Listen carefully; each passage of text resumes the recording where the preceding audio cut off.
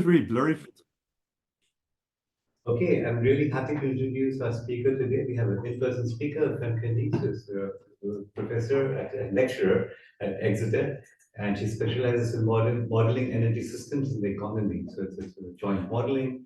There's a background in time and physics and a PhD in mathematics, focusing on multimodal comparisons and statistical techniques. And she's now part of the Economics of Energy Innovation and System Transition Project, and informs energy policies in many countries, including China, Brazil, India, UK, and the EU. And what attracted me to her work is this paper she wrote recently on these positive tipping points in power systems, which shows that no matter what, solar is going to win, something that we believed in for a long time, and it's wonderful to have it proved. So thank you so much, and again, looking forward to your talk. Yes, thank you very much for inviting me. The paper showed a slightly less strong, had a slightly less strong assumption that if we don't increase climate policy globally, solar is going to win. We didn't quite look at the situation where we got rid of all policies and all types of support that different countries have. Today, however, I'm going to talk about interactions between tipping points. So the title is a positive tipping point cascade between power, transport, and heat. And this is where we're basically collected everybody in the team, and we're all working on parts of it. So Alex has helped with the heat part of this modeling. And another key modeler here is Cormac Lynch, who's just finished his PhD in Exeter, who's worked both on the transport and freight part of this. Neil's saying that the blur is on, you can't see. Oh, the blur is on the video. You can see the speakers notes. Oh. Oh, okay. Okay. Thank you. Well, thank you. Thanks, Anil. Can you just stick to the Zoom background? It should be turned off. So it's unblurred now. Yes, please. Yeah. And Is it unblurred now? Yes. Okay. And then the speaker's notes is that's your display setting over here. So should I be sharing this one instead? Probably, yeah. Cool. Okay, thank you. Sorry for that. The inspiration for this work comes from climate science. So as Michelle told, I have a background in climate science, and there was a paper a couple of years back about cascading tipping points. If one tipping point in a climate system tips, what are the chances of other tipping points tipping, and how strong are those interactions between these different parts? In a climate science and climate system, it's the AMOC that really has this function as sort of a core tipping point, impacting almost all tipping points and being impacted by quite a few different tipping points, especially those related to the ice sheets. And we wanted to check, does something like this exist in the power system, in the energy system as well, or are the different tipping points we see in different sectors relatively isolated?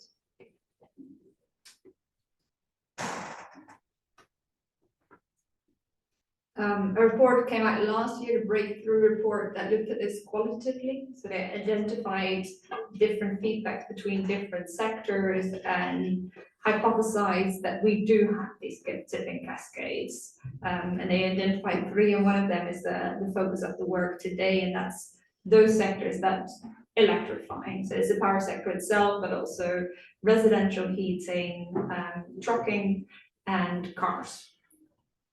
So they found a couple of others as well. One was related to green ammonia used in hydrogen production, and the third one about public procurement for alternative proteins.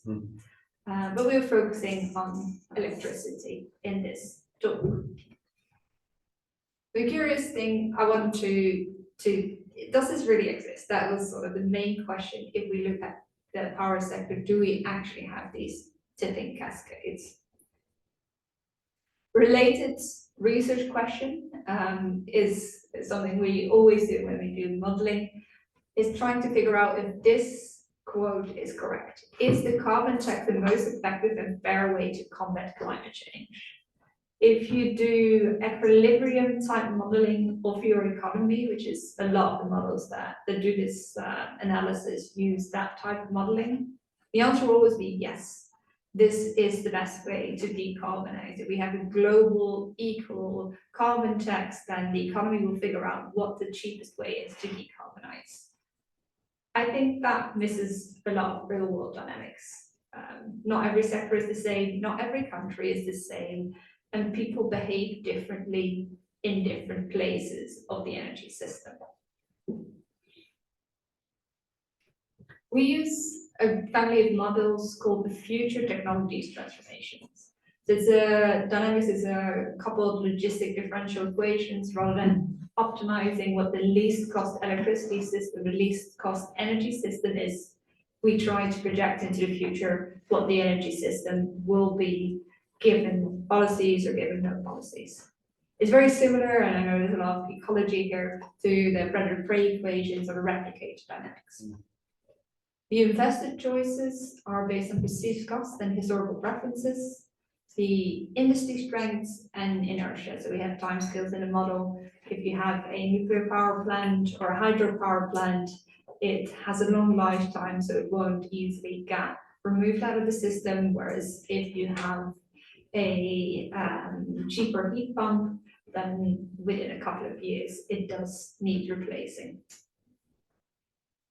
A core equation in the model is the cost deployment equation.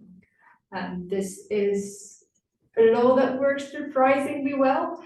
And it's a very simple, we say law because economists pretend that things are laws, but it's of course just a empirical finding.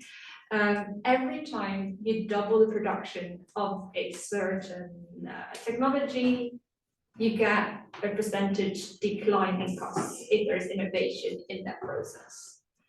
For instance, every time you double the capacity of solar, the costs go down by about 20%. And you can trace that for hundreds of different technology. Most of these technologies do have a certain percentage which is specific to that technology. If you have modular technologies, they typically have a higher learning rate because you make them all the time. You make the same product all the time. So that product that you have, you can optimize really, really well. If you have something like a nuclear power plant, you don't build them that often. And the engineer that has made that project, when they go on to the next project, they've forgotten what they've done initially because it's 10 years later. There's not that many opportunities for learning.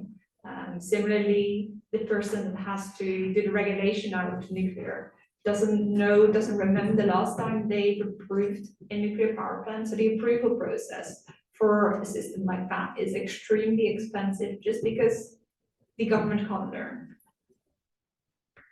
Another one that's quite key for this transition is batteries. So battery, the learning rate or the learning exponent here is very high. We see it's probably even higher than for solar, every doubling 22% cost decline or so for the battery price. Wind has a lower learning rate, about half of solar. And if you go to some other technologies, the learning rate might be even quarter of that of wind. So it depends, it works surprisingly well. So who has heard of Moore's law? Yeah. So that is, that law says that every 2 years the number of transistors on a computer chip doubles. And he posed that in 1965 and he said there's no reason to believe that won't be true for the next 10 years. The most important part of that equation is the every 2 years, which is quite different from what we're saying in the previous slide, which is every doubling of capacity. And that's called Wright's law. And for some of these renewable technologies, there's another name for that again. And that says that every doubling of cumulative production, the costs go down by a fixed percentage. It was first sort of described for airplane manufacturing in, I think before the Second World War, in the Second World War, we did see this to be true. And if production increases exponentially, these two laws usually are equivalent to that. if you have a doubling of capacity, exponential growth, then every so many years you will see a decline in costs. So empirically, it's not always easy to know which is which. There's a couple of studies that say it's about 50-50. A further assumption in our model, so we use that Wright's law, and it displays quite strong dynamics that policy can actually change innovation if you implement Wright's law. You can't, it's just not something that happens magically, exogenously outside of your model. When you invest in a technology, you bring down costs, assuming that other things don't go the other way.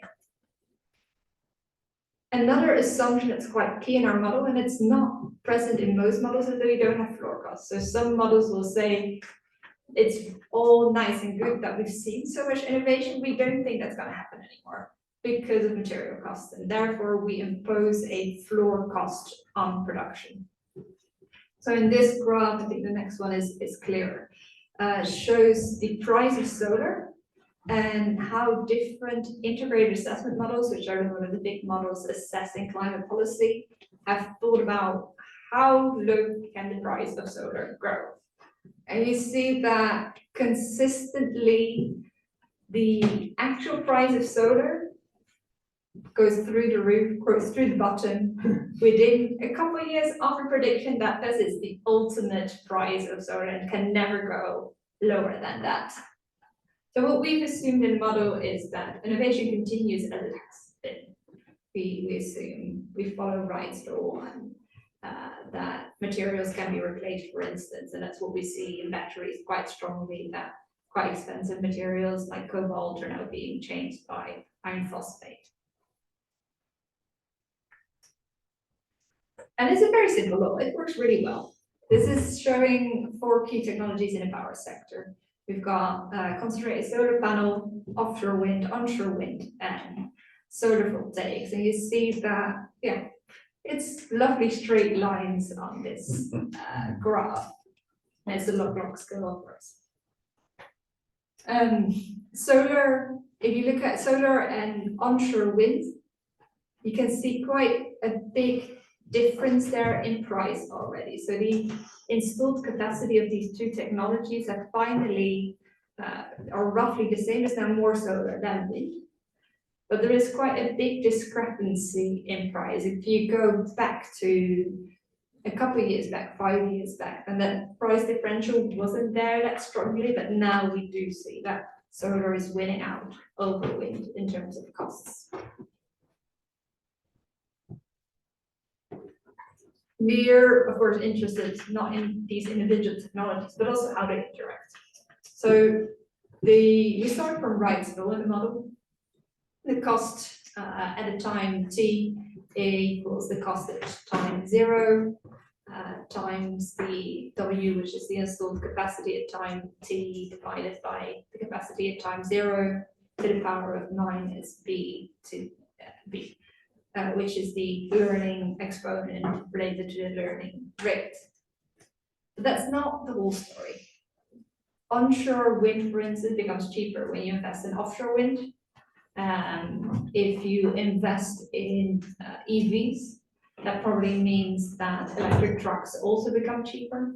When you invest in concentrated solar power, you have some cross-learning for thermal technologies, such as gas-fired power plant, because you also have these turbines to generate power. So we amend Wright's law. Typically, we do it in 2 different ways, but I'll show you one. One is simply that there is a cross-learning matrix. We assume that half of the insights from onshore wind investments apply to offshore, so we add that to sort of amended cumulative capacity.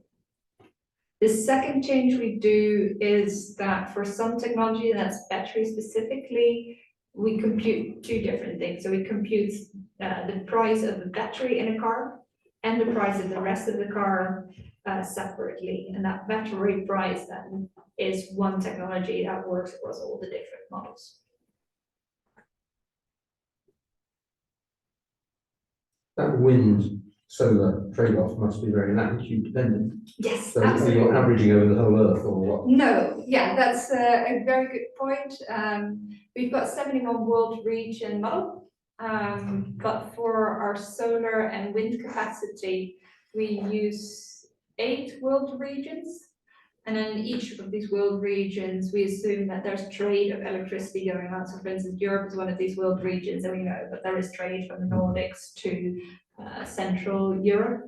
And that trade-off is different for each of these world regions. And in Northern Europe, of course, there is more constant wind, so you require less curtailment, you require less storage compared to India.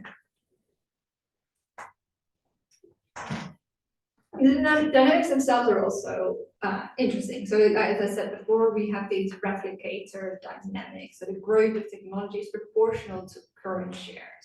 There's 3 reasons why we do it that way. So one is market strength. If in a certain region, there's no ways to produce or install wind energy because it's never been done, or it's been done very, very rarely, then you don't really have the labor markets to do this fast. And you can't expand fast. So even if it's quite cheap to do it, you can't find the people to do it, or you can't find the machinery to do it rapidly, and that slows down transition. For 2 other factors, so you've got social contagion, and we see that quite strongly for solar panel uptake. When your neighbors buy a solar panel, you start thinking about it, and that increases the likelihood of you making that decision quite strongly. For solar panels, it's very visible, so we don't expect that to be true for all type of consumer choices. For phones, we know it's very true that you compare. But home battery, for instance, we don't really think that dynamics is very strong because you don't see people's garages that often where they store their own batteries. The third one is network effects, and that's very strong in EVs. It's not quite a linear effect, of course, but it does have that same self-reinforcing feedback. If you have more cars, there's more charging density, so it's easier to charge your car. So the first adopters for EVs would have had quite a difficult time finding charge points, whereas now it's much easier. And if you take this together, you get this S-curve of technology uptake. We know empirically that this has happened historically, but there's not too many future projecting models that can reproduce this S-curve. And we've designed our model in such a way that we can reproduce these S-curves, that you don't immediately, when your technology becomes cheaper, suddenly all of the entire, everybody adopts it, because that's not quite what we see. And you also have early adopters that accept, when the technology is still very expensive, that we're willing to invest in it. So you use replicator dynamics. That means, as I said before, the growth is proportional to the current share of the technology. It's also proportional to the remaining shares of the old technology.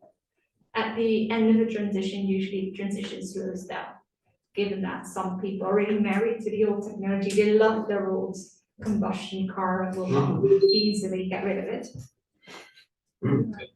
Go away. But by the way, I wanted to point out something that I realized when I was doing this work some years ago, is that when you model when you're doing the replicator, especially social contagion, it's actually irrational for a person to be affected with social contagion from a homo economicus perspective, right?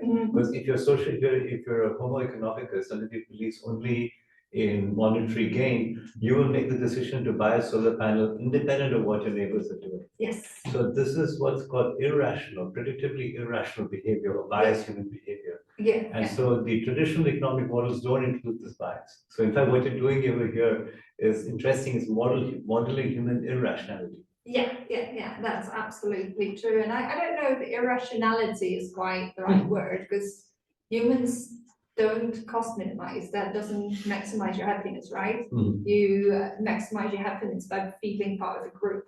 And then it makes sense that you buy your solar panel when your neighbors do, because it gives you connection. There's a book by Dan Ariely called Predictably Irrational, which talks exactly about this, exploiting these biases for nudge theory. Yeah, And so that comes from this, and it's in contrast to typical game theory where you don't have this happiness that you're maximizing fueling costs. So just wanted to point that out here. Maybe it's just like a effect from information asymmetry, like as in maybe you're someone who's never heard of solar panels, but suddenly your neighbor gets one, and now you're aware that they exist, and therefore you can. yes, Put them into your absolutely, problem. absolutely. So we used a theory called bound rationality, and that's very strongly predicated on the notion that you only, when you buy a car, you're not going to look at all cars on the market. You're going to look at a subsection of the cars available, because that's what your car dealership has, or that's what comes up in your Google search. And that's how people make decisions. They don't know everything. And even if they knew everything, they would still not always go for what is cost optimal, because there's so many other things that come into that decision. For this type of choice, we use disparate choice theory. So for each technology, we look at the distribution of costs that a certain somebody could encounter in the wild. And if a lot of people think it's very cheap or see it's very cheap, then a lot of people will adopt it. But even if it's on average much more expensive, there will be a small group of people that can get it for cheap in some weird way. So we can get uptake of technology if it's more expensive. And there will still be some uptake of old technologies when the new type of technologies have overtaken them. So this is it in equations.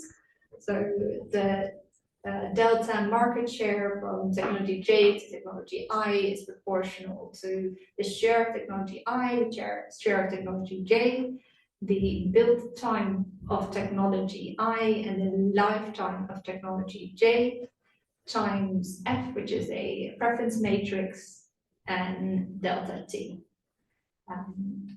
The time scale matrix forms these two time scales, the lead time and the lifetime. And then for preferences, as I said, it's a distribution of costs. And we do some time series analysis and slightly adjust that. That is not only this distribution of costs, but also take into account things that we've either not modeled properly or preferences. You see, like a green bias, people are willing to pay more for green technologies in many countries, and we use time series analysis to get a gamma value, which is just a small change to the price distribution. We have 4 models, and we have some sector-specific assumptions there. So in the power, we don't only have investors that choose between solar and wind. We also have a second decision maker, a dispatcher, which will choose which technology is allowed to run at each point in time. Because you usually have more capacity than you can use, so only the cheaper technologies are allowed to produce at a given time. If you don't have wind and solar at a certain time, then of course you need quite expensive technologies to compensate for that. The heat model, we apply the learning by doing to, normally we apply it to operational costs and to CapEx, and the heat model we apply it to efficiency, because that's historically where we've seen the innovation take place. And we make some assumptions restricting, for instance, air heat pumps, which you can't use for water heating. For cars, there are these non-monetary effects are super strong. People don't really compute how expensive it is to drive 1 kilometer in a car for each car. What they compute is, can I afford it and does it look nice? So rather than looking at costs, we take the logarithm of cost to take out some of that non-monetary part, making costs less important in the equation. For trucks, we have a lot of missing data, so there's quite strong proxying, where we use, for instance, the data from Brazil for the entirety of the South America. There's 3 tipping points historically that we've published on. So this one was already mentioned. Solar tipping point is that in our modeling, solar is set to become the cheapest form of electricity almost everywhere. Only a few Nordic countries will still see wind as a cheaper form of electricity. The uptake, therefore, isn't really a matter of cost anymore. There's still a lot of policy that we need to accelerate this transition.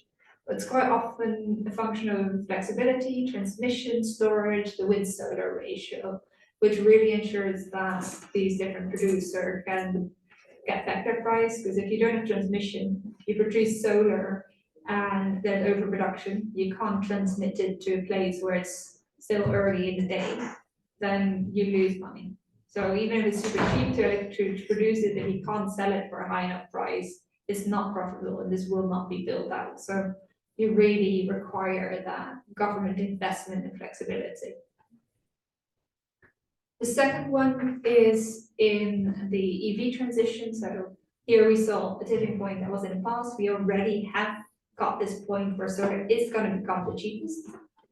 For EVs, we're almost there. For some countries, we're there. This learning is often a global phenomenon. For a lot of these technologies, it's quite a global phenomenon, which means that if you're coordinated with a couple of big markets, you can really drive induced innovation, get these costs down quicker. We see that, for instance, very strongly in the US, where it's still quite a large discrepancy between the two cars, that if there is a ban on ICE vehicles in Europe and the US and China and the rest of the world, we can bring forward that cost parity point by 4 or 5 years. In India and China, we're basically there, or we are there already. Finally, we found a tipping point in the heat sector. The heat sector is probably the most regionalized sector. Countries build houses in very, very different ways. That means that in the US, as you might know, you don't typically have a boiler, you have a furnace. There is an air, they don't boil, or they don't heat water to heat the house, they have a system where you directly heat the air. Those kind of furnaces can be replaced very easily with an air-to-air heat pump, and they're cheap. Well, they're much cheaper than the type of heat pump that we need in the UK. In the UK, we have boilers, and that means that when you want to replace it, you want to have a system that goes from air to water, and these are 30–50% more expensive. In the graph here, we see 4 different countries. In 3 of these countries, an air-air heat pump is the dominant form of heat pump. And there, for Denmark and Italy, it's already cheaper. If we look at lifetime costs, it's already cheaper to have an air heat pump than a gas boiler. And that's partially because the gas prices have gone up. At the beginning of the graph, you see that spike, that's the Ukraine gas crisis, where these costs went up very, very rapidly. But even after that crisis has been abated, it's still cheaper than an air heat pump compared to a gas condensing boiler. In Canada, we don't see that yet. So heat pumps, the colder it is, the less efficient they are. In the last couple of years, we've seen a lot of innovation to make these heat pumps more suitable to very cold climates, and the efficiencies have gone up. But thermodynamically, it is a limit. The colder it is, the less efficient your heat pump is. So a country like Canada will see that cost parity point, assuming no further policy, no push for deployment and thereby cost declines, only in the 2040s. But even Americans need hot water, I imagine. Yes, so quite often they will have multiple heating systems. The heat needed for hot water, I think, is by far is like a quarter of your total heat. So there you do need multiple heat pumps. And one of the things you can sometimes, and for some buildings it might make sense, for most buildings but try and change your heating system in your house. You need to upgrade quite often your radiators when you buy a heat pump. So it might make sense for some houses to switch to an air type heating system. Not sure. If you don't do that, you don't have any policy, you're more likely to be in the situation of Germany, where you don't really see cost parity points happening. Heat pumps without policy continue to be more expensive than your gas condensing boiler. This is also related very strongly to taxation. here we assume the taxation status is the same. So the taxation in the UK, for instance, all of the renewable green taxes are put on electricity. We don't pay any of that if you buy gas, which means that electricity is really, really expensive. It's like 3 to 5 times as expensive as gas per kilowatt hour in the UK, meaning that heat pumps don't really work that well in the UK unless they make a more fair system of taxation on gas and electricity. But we're an outlier in almost all of the world. The running costs of the heat pumps at least are better for air. So this is the levelized cost where we take into account upfront costs and your running costs. So this is work done by Cormac Lynch, PhD in the group. Okay, I had a quick question about Now I'm going the, to the core of the story, the interactions between all of these sectors. I've talked a lot about learning curves already. They're included in each of these models, and for batteries, they're included as a separate element. There's a few other interactions between these. So the most clear one is price and demand. There's more electricity demand when you use electricity in the other sectors, and the price of electricity is going down or up depending on your deployment of new technologies. We've got a couple of technologies around vehicle to grid and repurposed batteries. So at the end of a car's life, that battery is maybe still 80% as good as 80% as much capacity at the beginning of a car's life, which means it gets a bit annoying when you have it in a car. You can't really use it that easily unless for a couple of city applications. What you can use it for is in the power sector. These batteries, you can repack them, put them in a house, put them in a garage, and they still have maybe 8 or 10 years of life, where they degrade to about 70% of their original capacity. That's one. Vehicle to grid, I think most people are familiar with. More cars are now suited for it, and we assume that over the next 10 years, all new electric cars will be made suitable for vehicle to grid, and a small percentage of people will actually use that opportunity. A fun thing I discovered when reading about this, is that the batteries don't degrade more if you use them for vehicle to grid because they're better managed. The next one is the reaching limits. So you first use your best wind, your best solar locations, and then you go to worse locations. And for really densely populated areas, you might run out of locations for wind and solar. Here we've modeled this based on a recent paper which concluded electric vehicles can satisfy short-term storage demand as early as 2030. So we've used assumptions from this paper to do the sectoral interactions. So what we find is in the baseline solar system storage versus gas, it's going to be cheaper. So without any additional policy, it's going to be cheaper. Basically, all countries and a lot of countries, it's already cheaper. For heating, as I said, it differs a lot. In whatever country you look at, some of it's much cheaper and some of it's much more expensive.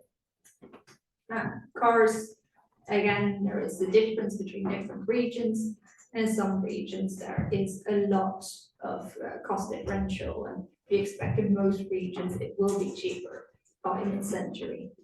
And finally, large trucks. Large trucks is a bit surprising. I thought it would be much more expensive, but we run the model.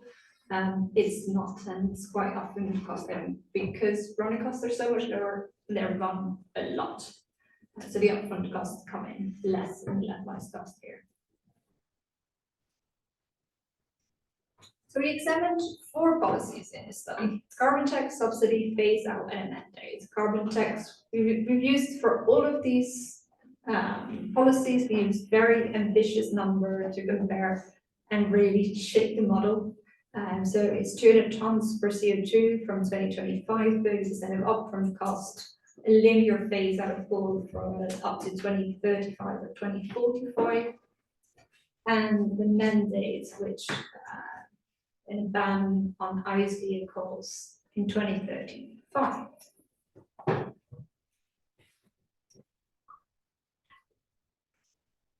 If we then look at how much the globally average cost parity points come forward with these different policies, and it's all quite near the future, so it's a bit difficult to distinguish. We see that the mandate do this the most. And it's a very simple function of the fact that mandates force deployment, and deployment means that you do get more innovation in that technology. This is true for all the sectors. So if you want to stimulate innovation, mandates and bans are amazing. If you look at the effect of diffusion, there's a slightly more subtle story.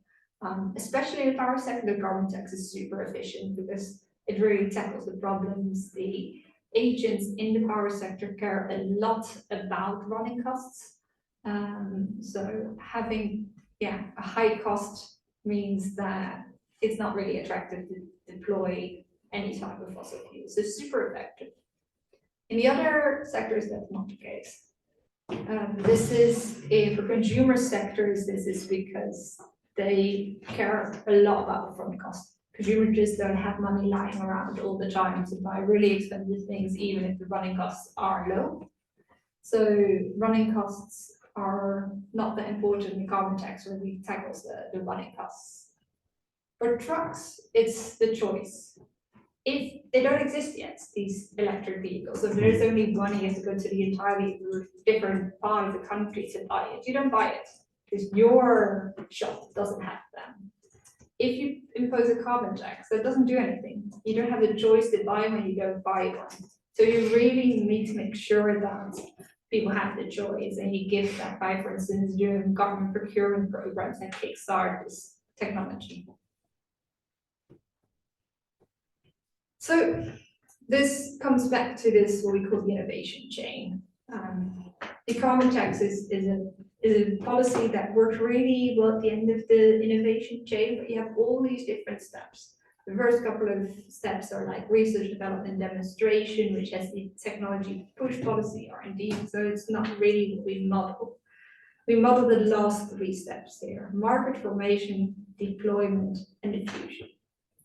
And for these, sequencing of policies is really important. It's not just one equal thing. In the beginning, it's really important to push these technologies by giving subsidies, by giving the procurement, having a mandate that at least 2 or at least 5% of sales need to be in this new technology.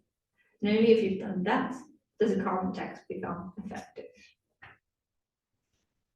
So when we look at all these different policies, so we've got 12 combination policies because we do all these policies in each sector. For sectors, 3 policies.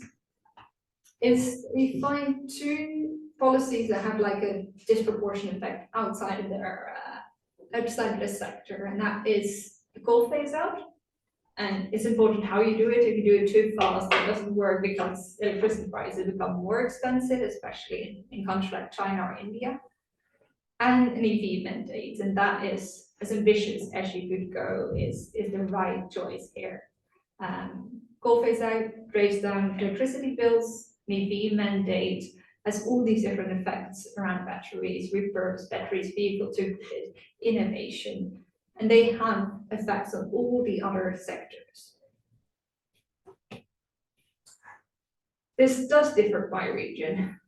In some regions, solar, it just isn't as cheap as in other regions. In some regions, there's more of a seasonal cycle, again, making solar less attractive.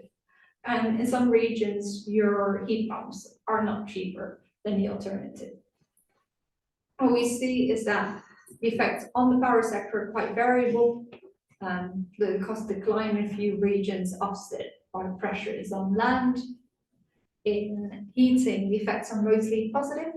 And the coal phase out is quite effective in the heating sector because those countries that do a lot of heating benefit from coal phase out. For cars and truck, the effects are mostly positive. They have a strong effect on each other, of course, because the technologies are so similar. There's also a good strong effect of the coal phase out, which makes electricity cheaper in countries that have a lot of demand for trucking. And combining all of these policies means that the sum is more than its parts. So we get about a 75% reduction if we install all these policies in all these sectors in emissions, and you get 2.3 percentage points extra if you combine all these policies compared to just the policies in their own sector. So some limitations of the work and future of work. This is a bit technical, probably too technical. The hourly supply demand matching electricity grids, the way we implement it is not super smart. So especially on long-term storage, the model doesn't estimate this quite as there should be some feedbacks missing between, for instance, the time of day you do charging, time of day you do heating isn't quite included in that way. We therefore just assume people do smart charging. In some countries, like in the Netherlands, in some places, you're not allowed to charge your car during 2 hours of the day because there's just too much peak demand, and they force people to do smart charging.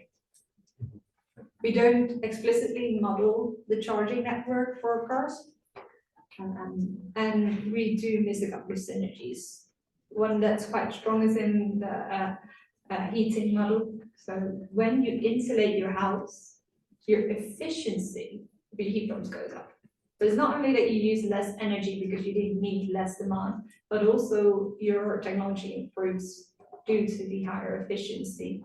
And the cool thing is that you can use your house as a battery, as a thermal battery. If you have a really well insulated house, you can heat it when there's a lot of wind power production, for instance, the night before, and it stays warm because it's so well isolated, you don't lose the heat. So you can use it as a battery, which is amazing. We don't yet model that in this work.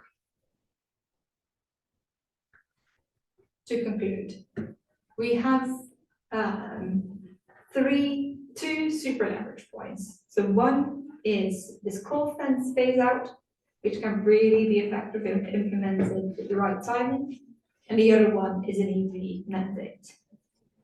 And policies that advance the transition in one sector, usually, at least policies we've tested, work very well in the other sectors. I think the exception is the carbon tax, works amazing in the power sector, but raises the electricity price, and it doesn't feed back, which makes all the other transitions quite difficult.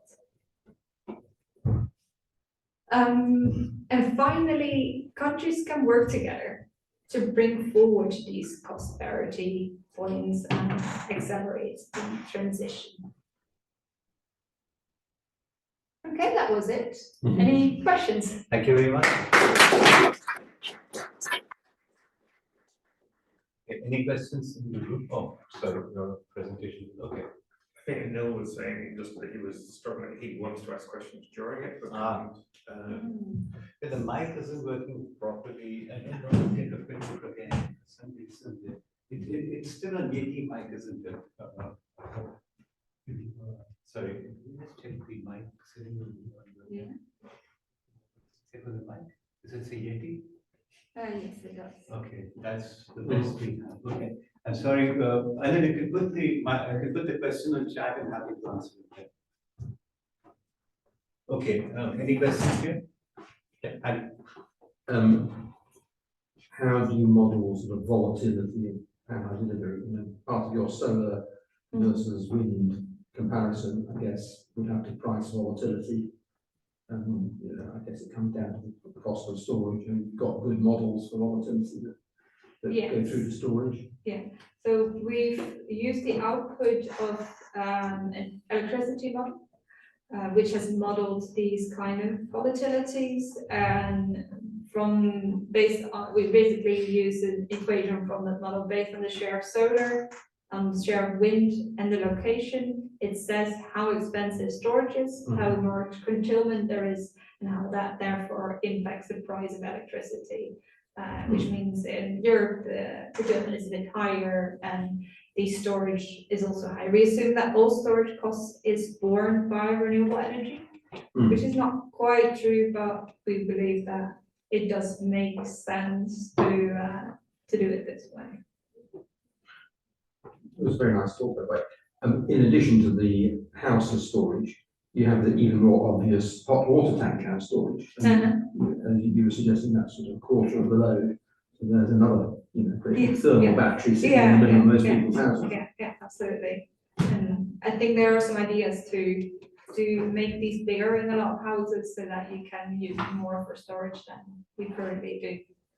And you don't need to make it that much bigger than it's currently this big usually, and if you make it 3 times as big, it doesn't require that much storage space. If you have a sprinkler system in your house, you need 600 litres of water. I Oh. suppose there's no reason why that couldn't be hot. Well, I imagine it would be less effective if it's hot, right? If there's an actual fire. I don't think so. It's just, like 20 or 30 degrees. The fire is 1,000 Yeah. degrees. Yes, thank you for the talk, first off. This is probably quite a naive question, but when you're modeling carbon taxes, are you assuming that you have kind of perfect knowledge of where carbon emissions are coming from and what corporates, for example, are responsible for how many emissions? We had a chat here a couple of weeks ago about how difficult it was to actually estimate correct carbon footprints. Is that sort of factored into it, or do you have any thoughts on sort of the enforceability? Yeah. So I'm not that familiar with this, but I imagine it's really difficult for industrial processes. It's less difficult for the power sector and less difficult for cars. I imagine the error would be for cars around 10–20%, whereas for some industrial processes, I imagine it's more like 50%. So no, we don't take that into account. But I think for the sectors we've chosen, the uncertainty is less than for some of the major industrial processes. I think that makes sense. Yeah, I think it is just a very difficult thing to do, I guess. Yeah. Any other questions? Any questions online? You can just put it in the chat if your audio isn't working. Okay, so I had a couple of questions. One was, it was fascinating to see that all the policy mandates are only accelerating the tipping point. So the tipping point's inevitable, which is really good news. Unless you're going to work really hard, you can't avoid the tipping point. Yes, this is a global tipping point, and there is diversity in countries. In some countries, this probably won't be enough, but yes, there is. In these 4 sectors, we do see a tipping point globally. Okay, I think that is really good to know. And of course, the two leverage points are already being done in the UK, both the coal and the EV mandate. And perhaps we get a 2030 mandate. We'll see what happens with that. The second thing I was looking at was one effect that you don't seem to explicitly model is of fleet. Because fleets actually have a very different behavior in terms of discharging than individual residences. So if you look at bus fleets, school buses or delivery vehicles and so on, because they can act essentially as virtual power plants, both for supporting the variability in the renewables, as well as both they can charge faster, or they can even discharge faster store or discharge, so you can actually provide that flexibility. Plus, they financially, the investment is not being made by an individual, but by a company which has more capital up front and can amortize the cost across the operation. So, this is something, an insight that we ran into about a decade ago, saying fleets are going to be very important. Are you seeing that at all? So we don't explicitly model it, and that is, we can relatively easily put it in there that they contribute to vehicle to grid purposes, which is comparable to the virtual power plant function they have. And we don't model it because the cars are enough.